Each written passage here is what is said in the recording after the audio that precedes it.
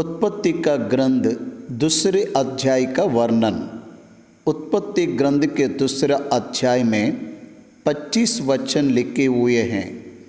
उत्पत्ति के पहले अध्याय में मनुष्य के उपयोग में आने के लिए भूमि, आकाश को, समुद्र, जलाशयों, जीव जंतु, आकाश के पक्षी, मछली, पेड़ों की सृष्टि करने वाला परमेश्वर 6 दिन में सृष्टि का निर्माण किस तरह से हुआ, इसकी जानकारी दूसरे अध्याय ने दिया। इब्री लेखक की शैली आदत यह है कि जो बातें हुई उससे पहले बताकर उसके बाद उसकी जानकारी को देना यह रचना शैली का भाग है। पहले अध्याय में 6 दिनों की सृष्टि की सूक्ष्म जानकारी, दूसरी अध्याय में उसका विवरण और अधिक जानकारी से जुड़ी हुई है। ये दूसरे अध्याय में सबसे पहले के वचन 2-3 वचनों को देखने पर यहाँ विश्राम के दिन के बारे में कही गई बातें दिखते हैं। 4 वचन से 6वें वचन तक हमको उत्पत्ति के क्रम दिखने के लिए मिलता है। 7वें वचन से 9वें वचन तक मनुष्य का निर्माण किया जाना और बगीचे में अच्छे बुरे का ज्ञान का वृक्ष का फल का, जीवन के वृक्ष का फल एदन के बगीचे मध्य में है, ये बताया गया। 10वें वचन से 14वें वचन तक एदन के बगीचा के चारों ओर रहने वाली जल की धाराओं के बारे में लिखा। 10वां वचन से 14 वचन तक नदी की धारा का वर्णन किया गया। अब 15वां वचन से जब हम देखते हैं तो परमेश्वर के साथ मानव के व्यवहार, किस तरह से परमेश्वर के साथ रहना चाहिए, इसके बारे में अच्छी विशेषता को 15वां वचन से 17वां वचन तक देखने को मिलता। 18वां वचन से परमेश्वर मनुष्य के लिए ली गई विशेष श्रद्धा और तैयारी के बारे में, उसके व्यक्तिगत आवश्यकताओं के लिए निर्माण की गई उसके जीवन साथी के बारे में 18वां वचन से 25वें वचन तक देखने पर नर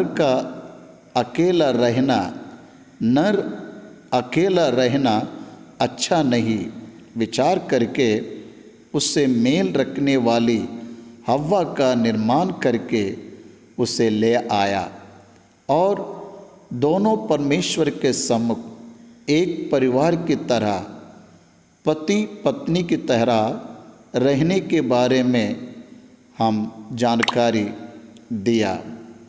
आखिर के 2 वचन में हमको आखिर के 24 और 25 वचन में मूसा ने उसका स्टेटमेंट विवाह के बारे में देते हुए बताया। स्त्री पुरुष अपने माता पिता को छोड़कर एक मन से मिले रहेंगे और वो एक ही तन बने रहेंगे। एदन के बगीचे में वो निवास करते समय पाप करने से पहले उनकी स्थिति और दशा हमको 18वां वचन से आदम और हव्वा का जीवन और हव्वा का निर्माण देखने से समझ आता है। 6वां दिनों की सृष्टि आदम की इंडिपेंडेंसी, आदम की स्वतंत्रता को दर्शाता। आदम को परमेश्वर के द्वारा दी गई आज्ञा, उन दोनों के बीच एक वाचा है। अद्भुत अध्याय, इसे समझ जाने से आदम के पाप करने से पूर्व किस तरह से समझ जाएंगे। आदम पाप करने से पूर्व परमेश्वर से संगति को रखा। परमेश्वर का उसके साथ संगति रखना ही नहीं, आदाम उसका प्रतिक्रिया देते हुए परमेश्वर से संगति किया। दूसरा अध्याय हमें ये जानकारी देता है कि आध्यात्मिक संबंध सृष्टि के ऊपर अधिकार था, स्त्री के साथ समानता में था। वो अपने आप में मानसिक तौर पर संतुष्ट और आनंदित था। पाप करने के पूर्व आदम हव्वा भिन्न स्थिति में भी आनंदित थे। पहले के 3 वचन के बारे में कल के दिन 7 दिनों के विवरण में हमने देखा, और एक बार मैं पढ़ूंगा। आकाश और भूमि सृष्टि के समस्त समूह को परिपूर्ण किया गया। आकाश और भूमि सृष्टि के समस्त समूह को परिपूर्ण किया गया। यह वचन हमें यह बताता है कि सृष्टि परिपूर्ण हुआ। मानव के लिए आवश्यक सृष्टि के सब बातों को परमेश्वर ने परिपूर्ण किया। नई तरह से परमेश्वर और एक सृष्टि को बनाने की जरूरत ना पड़े, ऐसी सृष्टि का परमेश्वर ने निर्माण किया। उसके बाद मनुष्य के द्वारा की गए इन्विटेशंस को आशा कहा गया। इसका मतलब सृष्टि में से निकलकर क्रम के अनुसार लगाना। देखिए, आज हम बहुत से इन्विटेशंस को मनुष्य को करते हुए देख रहे हैं। वो सृष्टि के कंपोनेंट्स का उपयोग करके ही निर्माण किए गए हैं। लैबोरेटरीज में संशोधन करके किसको कितना प्रतिशत इस्तेमाल करने से कौन से संभावना आ सकती है, उनके द्वारा मानव के लिए उपयोगी चीज़ों का निर्माण किया जा रहा है। इस तरह कोई भी वैज्ञानिक कोई भी नई बात का पता किया हो, वो सृष्टि से संग्रहित किए गए आधार पर ही पता किया गया। लेकिन सृष्टि में ना हो ऐसी कोई भी बात कोई भी मानव पता नहीं कर सकता। जब हम दूसरे वचन को पूरा देखते हैं तो सृष्टि को परमेश्वर ने परिपूर्ण किया। यह हमें आसानी से समझ आता। परमेश्वर उसके किए हुए काम, यहाँ मुझे पसंद आने वाली बात, उसका काम इंग्लिश भाषा में कहते हैं, Thus the heavens and the earth work finished and all the host of them का मतलब उसका वो होस्ट, वो अतिथि देने वाला है। वो अतिथि नहीं है, गेस्ट नहीं है, host. God is the host for all the universe.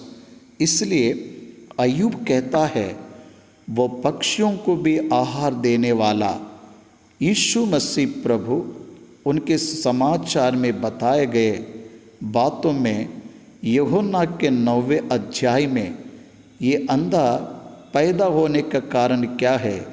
He is the host. मनुष्य के पुत्र की क्रिया प्रकट होने के लिए ये अंधा हुआ। मूसा से यहोवा परमेश्वर बात करते समय कहा, गूंगों को बोली देने वाला कौन है? अंधे को अंधा किसने बनाया? ऐसे प्रश्न को पूछा। He is the host. इसलिए उसके द्वारा ही सब कुछ हुआ, उसके बिना कुछ नहीं हुआ, ऐसा बताया गया। उसका काम सृष्टि, उसका काम परमेश्वर का काम। इफिसियों 1 अध्याय 4 वचन से 6वां वचन में उसके शब्द 7 बार लिखा गया। जैसा उसने हमें जगत की उत्पत्ति से पहले उसमें चुन लिया कि हम उसके निकट प्रेम में पवित्र और निर्दोष हो, और अपनी इच्छा की स्मृति के अनुसार हमें अपने लिए पहले से ठहराया। कि यीशु मसीह के द्वारा हम उसके लोपालकल पुत्र हो, कि उसके उस अनुग्रह की महिमा की स्तुति हो जिसे उसने हमें उस प्रिय में सेंतमेंत दिया। उसके लिए ही सब कुछ, उसकी महिमा के लिए, बढ़ाई के लिए, उसके प्रभाव के लिए ही सृष्टि बनाई गई। वो न्यायी है, यह पता चलने के लिए सृष्टि का निर्माण किया गया। उसके प्रेम के बारे में पता चलने के लिए सृष्टि का निर्माण किया गया। उसके समाप्ति की सृष्टि उसका कार्य है, ऐसा वो ही बता रहा है। वह अपने सब कामों से 7वें दिन को विश्राम लिया। यह इंटरवेल, विराम का समय। 7वें दिन परमेश्वर ने विराम लिया। Eternal plan of creation, eternal plan of solvation. Eternal plan of creation पहले अध्याय में 6 दिनों की सृष्टि उसकी पहले की गई योजना है। उसे और एक योजना को पूरा करना, एटर्नल प्लान ऑफ सॉल्वेशन, उद्धार की योजना को उसे पूरा करना है। ये दोनों योजनाओं के बीच में उन्होंने विश्राम दिन को रखा। यह जानना है, कृपया जानना है, पहले अध्याय में प्लान ऑफ क्रिएशन को एक्सिक्यूट किया। तीसरे अध्याय में प्रभु ने प्लान ऑफ सॉल्वेशन को प्रारंभ किया। मानव ने पाप किया, फल को खाया, लज्जा को समझ गया, लंगोटा बना लिया। उस समय परमेश्वर एदेन के बगीचे में शाम को आया। He started is work of solvation. Eden के बगीचे में आकर परमेश्वर ने उद्धार के कार्य को प्रारंभ किया। इसलिए उसका काम, सृष्टि का काम, उसका काम, उद्धार का काम हवा का है। दशरे शनि सॉफ्टकोर परमेश्वर का है। उद्धार इसलिए इन दोनों के बीच का 24 आवर्स का विश्राम है। परमेश्वर 7वें दिन विश्राम लिया। एक मानवीय कन्वर्टर, मुस्लिम कन्वर्टर, एक वृद्ध इस्लामिक स्टडी बताता था। हैदराबाद सिटी में उसने ये बताया, the immediate day of their creation Adam and एवा सिनेड। वो तो यह बताया उनकी सृष्टि होने के अगले दिन ही, बहुत दिन होने के लिए अंगीकार ना किया। एक प्रचारक ने नहीं, परमेश्वर उन्हें अपने स्वभाव और समानता में बनाने के बाद उनको दी गई आज्ञा का तिरस्कार करने में, जानकर तिरस्कार करने में दे टुक वेरी लेस टाइम। ऐसे वो प्रीचर की सोच है। कितना समय बीत गया ये कहीं लिखा नहीं है। तीसरे अध्याय के प्रारंभ में आने के बाद कितने साल हुए यह हमें नहीं पता। आदम के पाप करने के बाद से आदम के आयु को काउंटिंग हुई। When God declared the physical death to Adam is age was counted. उससे पहले कितने समय रहे विचार ना करते हुए वो मुस्लिम कन्वर्ट प्रीचर, उन्होंने बताया द 8th डे करके। परमेश्वर ने 7वां दिन विश्राम लिया। इस्राएली लोगों को 7वां दिन को विश्राम दिन कहकर सौंपा गया। ये उनके लिए ही था, संसार के मानव जाति को नहीं दिया। परमेश्वर ने 7वां दिन विश्राम किया कहते हुए उस दिन से ही विश्राम दिन का आरंभ नहीं हुआ। मूसा ने आज्ञा के रूप में उसे लेकर आया। ईसा पूर्व 1650 में, मतलब लगभग आदम से 2,03,000 54 साल व कहीं भी उन लोगों ने विश्राम दिन का पालन नहीं किया। विश्राम दिन की प्रथा यहूदी लोगों के लिए ही है। इसके बारे में विशेष संदेश ज़रूरत के अनुसार उस संदर्भ में मैं बताऊंगा। इस तरह परमेश्वर ने उस 7वें दिन को आशीष देकर पवित्र किया। परमेश्वर ने अपने द्वारा बनाई गई, निर्माण की गई सब कामों से विश्राम लिया। विश्राम लिया and good blessed the seventh day and sanctified it, because that in it he had rested from all his work which he had created and made bara created Asha made। शून्य से उसकी किए गए पूरी सृष्टि में से, सूझी गई सृष्टि में से, उसकी की गई सृष्टि में से, निर्माण से वो विराम लिया। It is completed when God completed the creation he rested वो विश्राम लिया, विराम दिया। वो शून्य से सृष्टि का निर्माण किया। ऐसा सूझी गई सृष्टि में से सृष्टि का निर्माण किए हुए उनको क्रमानुसार रखकर समाप्त किया। ऐसे समझ आ रहा है।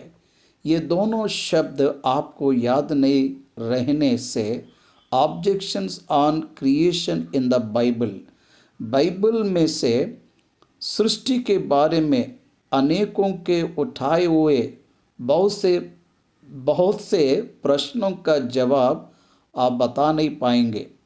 यह जरूर समझना, 4 वचन से उत्पत्ति का क्रम बताया गया। देखेंगे आकाश और पृथ्वी की उत्पत्ति का वृत्तांत यह है कि जब वे उत्पन्न हुए, अर्थात जिस दिन यहोवा परमेश्वर ने पृथ्वी और आकाश को बनाया, तब मैदान का कोई पौधा भूमि पर ना था और ना मैदान का कोई छोटा पेड़ उगा था, क्योंकि यहोवा परमेश्वर ने पृथ्वी पर जल नहीं बरसाया था और भूमि पर खेती करने के लिए मनुष्य भी नहीं था। तो भी कोहरा पृथ्वी से उठता था, जिससे सारी भूमि सींच जाती थी। यहाँ पर जब हम देखते हैं तो उत्पत्ति 1:1 में शून्य से सृष्टि की रचना करने वाला परमेश्वर लूसीफर के रिबेलियन के बाद में, विद्रोह के बाद में, जल में डूबे हुए भूमि को सूखी भूमि की तरह बाहर ले आकर उसके ऊपर उसकी डाली हुई एदन की बगीचा, मानव के लिए बनाई गई एदन के बगीचे के अलावा भूमि पर कहीं पर भी कोई भी प्रकार के पेड़ नहीं था। घने पेड़ नहीं है। खेत में कोई भी पेड़ तब तक उगा नहीं था, मतलब बीज लगाकर पेड़ नहीं आया, ऐसा कहा गया। परमेश्वर के द्वारा सृष्टि की गई पेड़ों में से बीज आए। आदम को बीज लेकर ही खेती करना है। आदम पाप करके एदेन के बगीचे से निकाल जाने के बाद उसके पाप बीज एक ही सोर्स था, अंकुरित नहीं हुए, जमीन से अंकुरित नहीं हुए। बीज भूमि से उगते हैं, पर ऐसा नहीं हुआ क्योंकि बारिश नहीं था। जो कोहरा पृथ्वी से उठता था, जिससे सारी भूमि सींच जाती थी। दूसरे अध्याय में भूमि के बारे में बताता है, मानव नहीं, भूमि उस तरह है। परमेश्वर मानव को भूमि पर लाने का तरीका बताने के लिए 7वां वचन में कहता है, परमेश्वर यहोवा मानव को भूमि की मिट्टी से रचा। फिजिकल बॉडी को भूमि के अंदर की मिट्टी से उसने रचा। उसके नथनों में जीवन का श्वास फूंक दिया। इस तरह मानव जीव आत्मा हुआ। ह्यूमन ट्रिनिटी, प्राण, शरीर, आत्मा। उसके श्वास फूंकने पर प्राण आया उसके श्वास फूंकने पर आत्मा भी आया। शरीर, प्राण और आत्मा, ये तीनों मिलने से ही मानव होता है। पिता, पुत्र, पवित्र आत्मा जैसे त्रिएक होकर भी एक ही परमेश्वर है, वैसे ही एक ही व्यक्ति हुआ। शरीर अलग, प्राण अलग, आत्मा अलग, ये तीनों के मिलने के बाद मनुष्य हुआ। मनुष्य का आत्मा, मनुष्य का शरीर, मनुष्य का प्राण, ये तीनों को कोई अलग नहीं कर सकते। ये तीनों का अलग अलग नहीं बता सकते। ये तीनों मिलकर रहते हैं, तब जीवित रहने का प्रमाण है। इस तरह परमेश्वर ने अपने स्वभाव और अपने समानता कहने पर उसका कैरेक्टर, उसका इंडिविजुअल, उसका व्यक्तिगत पर्सनालिटी मनुष्य को दिया। वो जो शरीर मनुष्य के समान ना होने पर भी कर सकता, वो मनुष्य करने के लिए परमेश्वर ने शरीर को दिया। परमेश्वर सुनता है, उसके सुनने के लिए कान नहीं चाहिए, पर मनुष्य को सुनने के लिए कान चाहिए। कान का निर्माण करने वाला नहीं सुनेगा क्या? आँख का निर्माण करने वाला नहीं देखेगा क्या? ऐसा प्रश्न परमेश्वर के पूछने पर परमेश्वर सुनता है, परमेश्वर देखता है, परमेश्वर बोलता है। मनुष्य के सुनने के लिए कान चाहिए, मनुष्य को देखने के लिए आंखें चाहिए, मनुष्य को बात करने के लिए मुंह चाहिए। वो जो कर सकता उसे मनुष्य भी करे। इसलिए परमेश्वर ने शरीर को दिया, ये हमें जानना है। परमेश्वर यहोवा पूर्व बाग एदेन में एक बगीचे बनाकर उसके द्वारा बनाए गए मनुष्य को उसने रखा। उसके बनाए हुए God made with his own hands, अपने हाथों से बनाया ह्यूमन बॉडी, ग्रेटेस्ट मिरेकल। भजन संहिता 139 में भजनकार कहता है, मेरे शरीर के निर्माण को जब देखे तो भय और आश्चर्य लगता है। परमेश्वर के हाथों से मनुष्य बनाया गया, इसलिए जब यह वचन में हम देखते हैं, उसके द्वारा बनाए गए मनुष्य को उसमें रखा। उत्पत्ति ग्रंथ 2 अध्याय 8वां वचन से ध्यान करेंगे। परमेश्वर यहोवा पूर्व बाग में एक बगीचा बनाकर उसके द्वारा बनाए हुए मनुष्य को उसमें रखा। एदेन नामक स्थान उसमें डाला गया, एक विशेष ग्रुप में डाला गया, एक विशेष बगीचा। उसको सींचने के लिए परमेश्वर के द्वारा बनाए गया मानव को उसमें रखा। एदेन अनिश्चितता अर्थ है। एदेन में एक ही बगीचा, हम एदेन बगीच कहते हैं। एदेन में बगीचा, एदेन में एक बगीचा।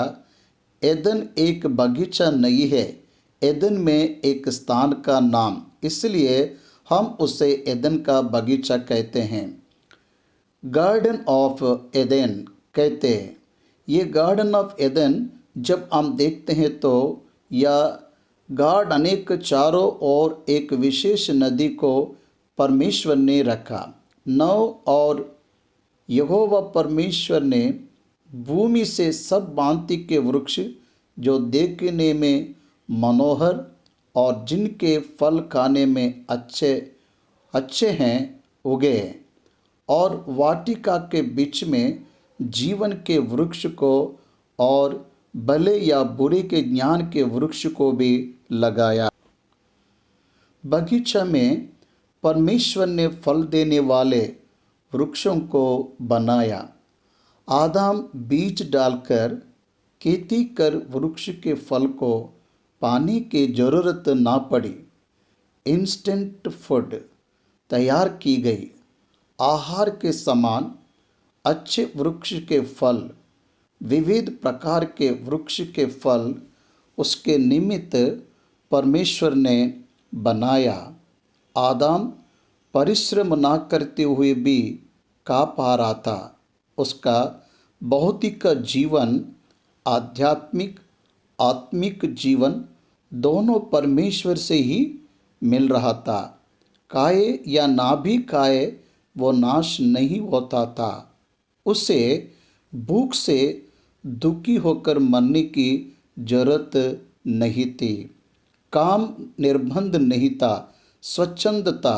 यहाँ पर दो वृक्षों पे आपको ध्यान देना है। जीवन का वृक्ष, अच्छे या बुरे ज्ञान का फल। अच्छे या बुरे ज्ञान के वृक्ष के फल में कोई पाप नहीं था। वह उसके स्वभाव को दर्शाता है। It is the nature of the fruit. वहाँ तक उस परमेश्वर ने अच्छा ही देखा। उसके अंदर पाप नहीं है। उसका निर्माण करने वाला परमेश्वर ने उसे पाप से संबंधित नहीं बनाया। वो सब भी अच्छा है। उसके बाद उसी बगीचा को सींचने के लिए एक महानदी निकली और आगे 4 धारों में बट गई। पहली धारा का नाम पीशोन है। वो अरेबिया देश के चारों ओर घेरा है।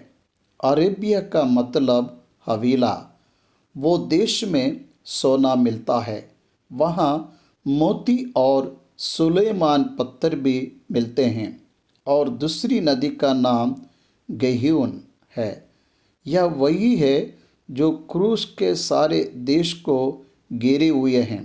ये इथियोपिया देश के चारों ओर से घेरा है। और तीसरा नदी का नाम हिद्देकेल है। यह वही है जो अश्शूर के पूर्व की ओर बहती है। अश्शूर, निनवे और चौथी नदी का नाम फरात है। तब परमेश्वर ने आदम को एदन की वाटिका में खेती करने और उसकी रक्षा करने के लिए रखा। आदम का क्या काम है? आदम को काम करना है और उसकी रक्षा करना है। ये दोनों कामों को परमेश्वर ने उसे सौंपा। सौंपने के बाद उससे प्रतिज्ञा किया, उसके साथ समझौता किया। परमेश्वर यहोवा ने आदम को ये आज्ञा दी कि तू वाटिका के सब वृक्षों का फल काट के खा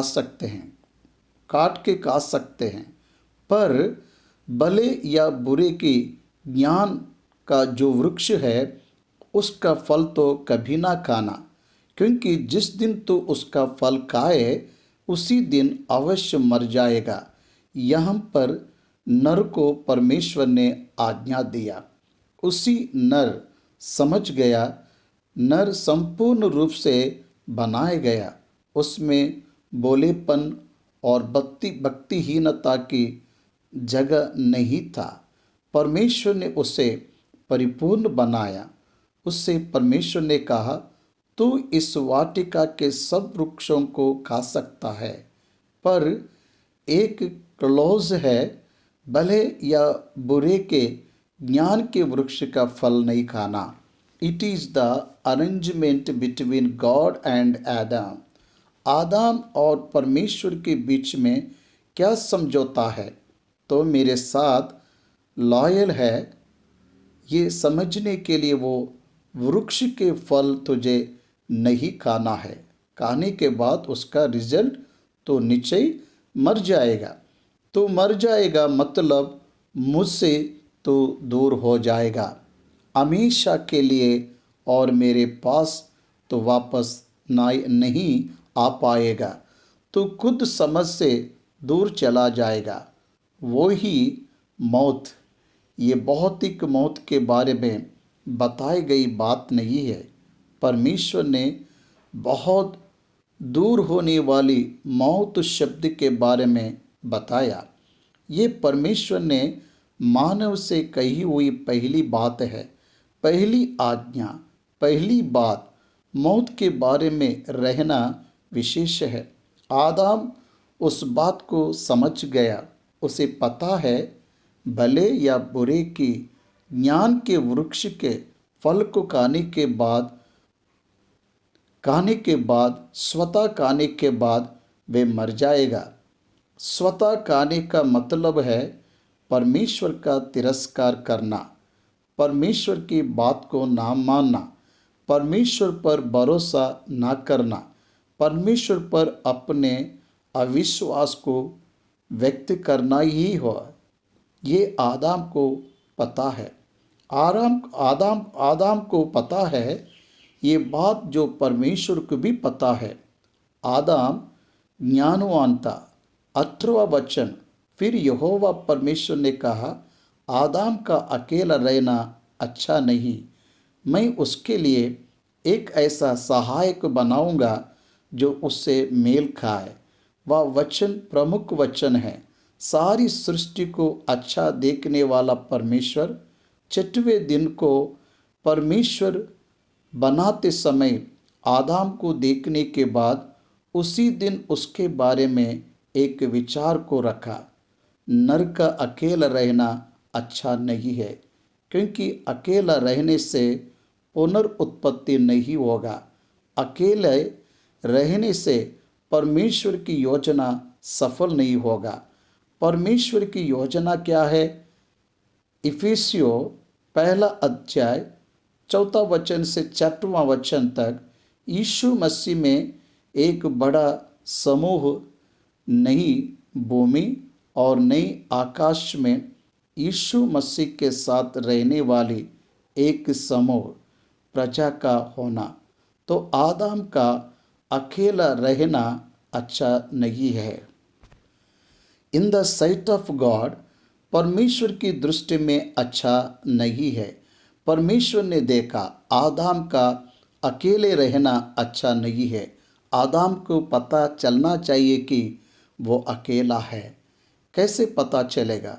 तब यहोवा परमेश्वर ने उसे समझने के लिए, और यहोवा परमेश्वर भूमि में से सब जाति को बनेल पशुओं और आकाश के सब भांति के पक्षियों को रचकर आदम के पास ले आया कि देखे कि वह उनका क्या क्या नाम रखता है। और जिस जिस जीवित प्राणी का जो जो नाम आदम ने रखा वही उसका नाम हो गया।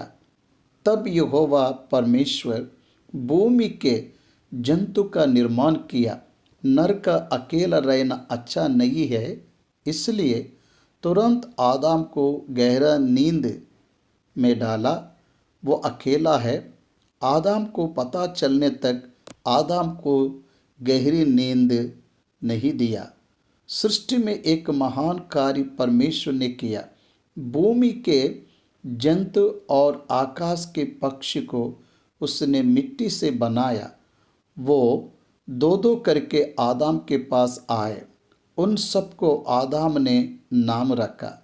नाम रखने की प्रक्रिया में परमेश्वर ने चाहा कि आदम को पता चले कि वो अकेला है। आदम अकेला है, या जब तक जानेगा नहीं तब तक उसको परमेश्वर के द्वारा दी गई सहायक की विशेषता नहीं जान पाएगा। इसलिए यहोवा परमेश्वर उसके सामने जंतु को रखने के बाद उसने उनमें से अपने लिए सहायक को नहीं चुना। जंतु का नाम रखकर अकेला हो गया। उसके सामने से चले गए। नाम रखा गया। एक एक को नर और मादा की तरह परमेश्वर ने बनाया। उन दोनों को परमेश्वर ने उसके सामने चलाया। सब साथ है, पर आदम अकेला था, परंतु उससे मेल खाने वाले सहायक उसे नहीं मिली। 20वें वचन में परंतु शब्द को अंडरलाइन कीजिए। परंतु फिर भी जंतु उसके सामने आने पर भी उसने उसमें से किसी को मेल खाने वाला सहायक ऐसा नहीं चुना, इसलिए वो अकेला रह गया।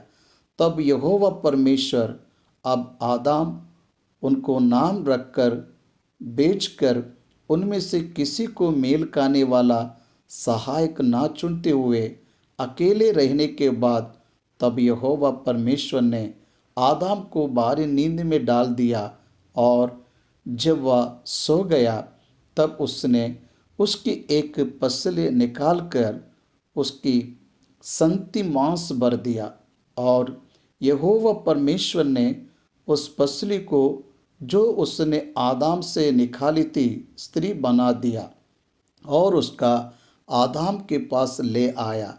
आदाम को बाहरी नींद में डाला।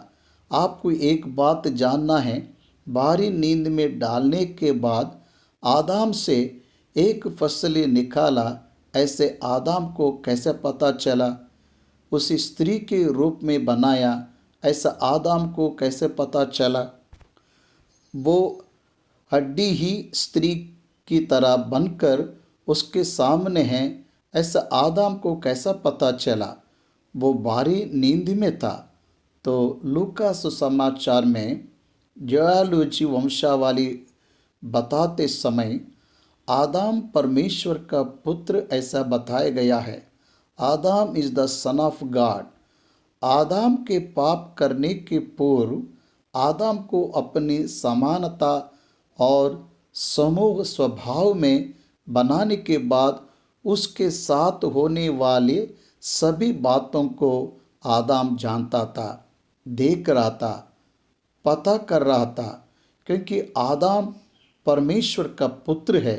इसलिए जब परमेश्वर ने आदाम को बाहरी नींद में डाला और फसली को निकाला, वो एक फसली निकाले हुए जगह पर मांस को भरकर उसी हड्डी से स्त्री का निर्माण किया।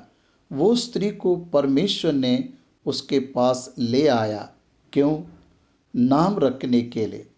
अभी के वृत्तांत में नाम रखने की प्रक्रिया चल रही थी। ये स्टोरी पूरा नाम रखने पर है। परमेश्वर भूमि से जंतुओं को लाने के बाद नाम रखकर उन्हें बेचने वाला आदम हव्वा को जब परमेश्वर ने लेकर आया तब वापस नहीं भेजा, उसे लिपेटे रहा। कोई भी जंतु को देखने के बाद आदम ने नाम रख के वापस भेजा। हव्वा को देखने के बाद अधिक प्रतिक्रिया दिखाया, रोमांटिक पोएट की तरह बन गया और आदम ने कहा, अब यह मेरी हड्डियों में की हड्डी और मेरे मांस में का मांस है, सो इसका नाम नारी होगा, क्योंकि यह नर में से निकाली गई है। जंतु का नाम रखने वाला आदम, स्त्री का नाम रखते समय नारी, नर में से निकाली गई, नर में से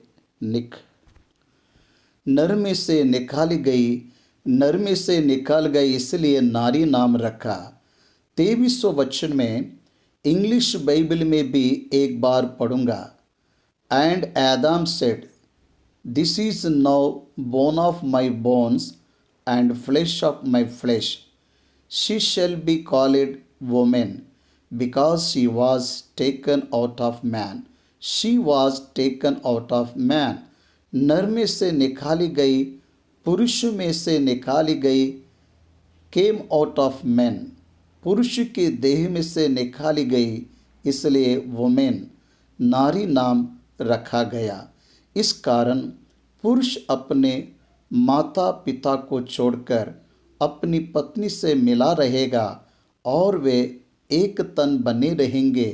ये स्टेटमेंट मूसा भक्त ने दिया, क्योंकि आदम को माता पिता नहीं है, हव्वा को माता पिता नहीं है।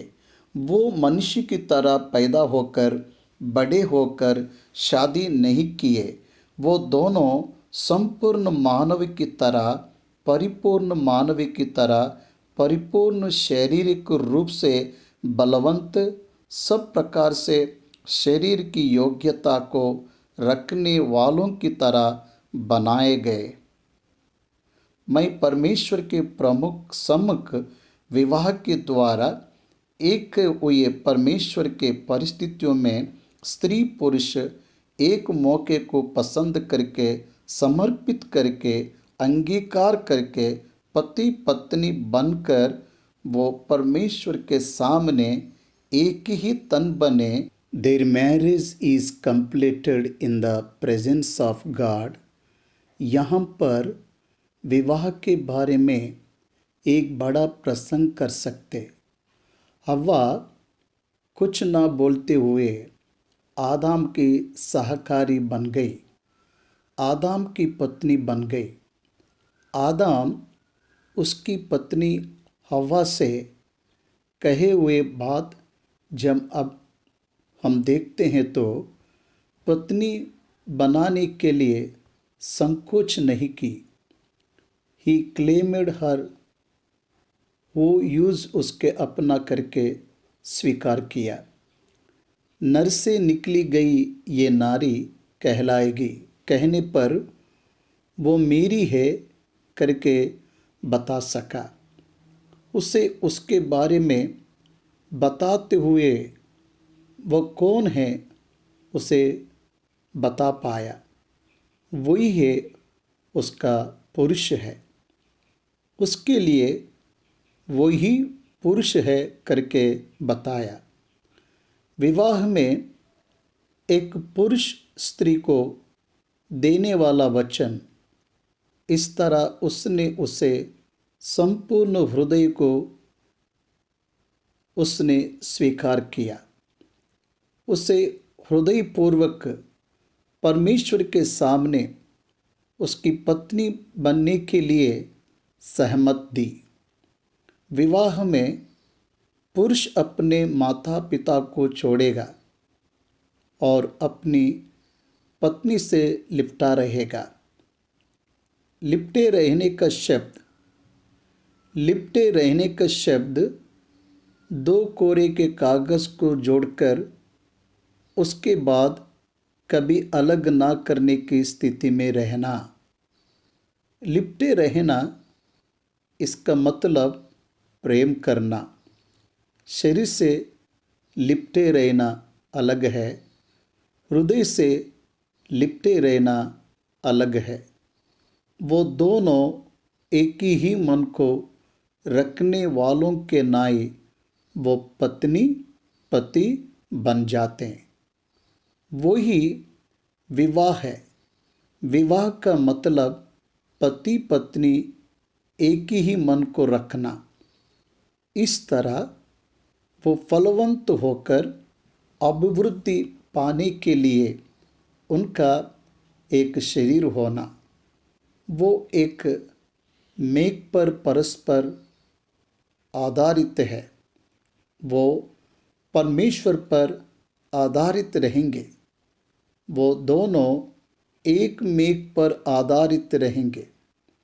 परमेश्वर के द्वारा उनको दी गई काम पूरा करने के लिए आदम के लिए हव्वा सहकारी बनकर रहेगी। परमेश्वर ने पुरुष को स्त्री के ऊपर सिर के समान रखा। पुरुष को स्त्री शरीर के रूप में दी गई। पुरुष को मसीहा सिर बनकर रहता है। यीशु मसीह का सिर परमेश्वर बन के है। इसलिए यह मसीही विवाह के लिए यह एक अर्थ को लेकर आने वाला विवाह की तरह हमें देख रहे हैं।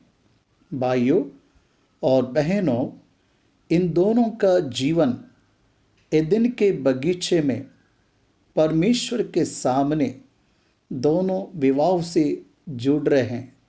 इसलिए विवाह के बारे में मूसा ने कहा, विवाह के बाहर शारीरिक संबंध पाप है, विवाह के अंदर में शारीरिक संबंध परमेश्वर की इच्छा है, पवित्रता में गिना जाएगा। इसलिए स्त्री पुरुष को विवाह को देने वाली प्राथमिकता, विवाह में लेने वाले जो कर्तव्य है, एक मेघ से किए जाने वाले जो प्रतिज्ञा है वो ही एदन के बगीचे में आदम द्वारा हवा को किया गया प्रतिज्ञा। उसको उसके द्वारा दिया गया नाम कितना महान है। समस्त जीवों के लिए वह आदि माता बनेगी करके कहकर आदम ने उससे कहा। ऐसा वचन हमें बताता है। स्त्री से मानव की जाति आने वाली है। परमेश्वर कितनी बड़ी योजना के तहत स्त्री और पुरुष को बनाया। उनके जीवन में परमेश्वर के दिए गए संबंध और उनके रिश्ते को जब हम देखते हैं तो वह परमेश्वर के साथ संबंध को रखे। परमेश्वर उनको बनाने के द्वारा परमेश्वर द्वारा दी गई संबंध नहीं, वह परमेश्वर के संबंधी है। इसलिए वह परमेश्वर से रखे हुए संबंध, स्पिरिचुअल रिलेशनशिप, इसके बाद वो दोनों को भी समस्त आकाश के पक्षी और भूमि के जंतु पर अधिकार दिया गया। उन दोनों के बीच में रहने वाला संबंध, सामाजिक संबंध, उस दिन वो दोनों ही थे। वो दोनों ही थे समाज में हार्मनी रखकर थे। दोनों के बीच में अंतर नहीं था। दोनों के बीच में फूट नहीं थी। उनके बीच में प्यार था। उनके बीच में विश्वास था। वो परमेश्वर के विषय में निश्चित अभिप्राय को रखकर है। उन्हें पता है वो परमेश्वर के दास है।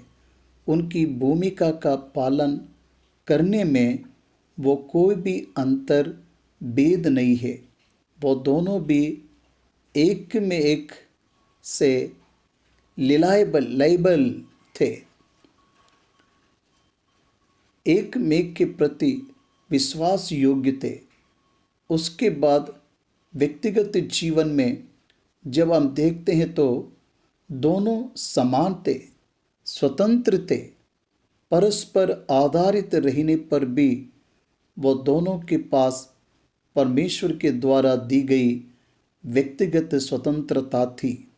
इस तरह परमेश्वर से संबंध है, सृष्टि के साथ संबंध है, समाज में एक दूसरे के साथ बिना फूट का संबंध है और मानसिक रूप से अच्छी बुद्धि और आनंद के साथ जी रहे हैं।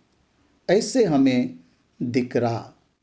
पाप करने के पूर्व में ऐसी स्थिति में समानता में परमेश्वर के सम्मुख वो आनंदित थे। परमेश्वर के सामने लेख देने की जिम्मेदारी आदम का था, तो और उसकी जिम्मेदारी को पूरा करने के लिए हव्वा उसकी सहायक बनी। ऐसी दिख रहा है। परमेश्वर की दी गई आज्ञा भले या बुरे के ज्ञान के वृक्ष का फल वो नहीं खाना चाहिए। ऐसी आज्ञा दोनों को ये बात पता है, ये हमें जानना है। परमेश्वर यहोवा ने ये बात उन्हें बताया, ये हमें जानना है। दूसरे अध्याय में स्त्री का निर्माण करने के बाद वो स्त्री को फिर दूसरे अध्याय में आकर बताया। ये रिकॉर्ड नहीं रहने पर भी परमेश्वर ने हमें बताया। इस बात पर हमें पता चलता है कि परमेश्वर की आज्ञा के बारे में उसको ज्ञानकारी थी। वो दोनों भी संपूर्ण दिखते हुए दोनों भी परमेश्वर के सामने पति पत्नी की तरह दिखे। वो दोनों एक ही तन थे। वो नंगे थे, उन्हें शर्म नहीं आई, उन्हें शर्म क्या है पता नहीं था। वो महिमा में थे, उन्हें भौतिक लज्जा क्या है पता नहीं था। वो एक तन होकर परमेश्वर को आनंदित किए। दूसरा अध्याय हमने समाप्त किया।